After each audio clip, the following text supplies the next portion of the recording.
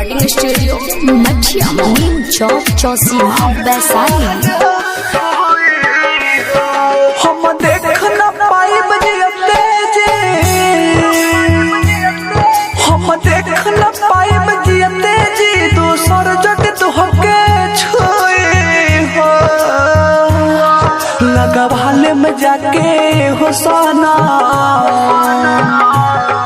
लगवाले में जाके हो सनम जौहर के आज सोई हो। लगवाले में जाके हो सनम जौहर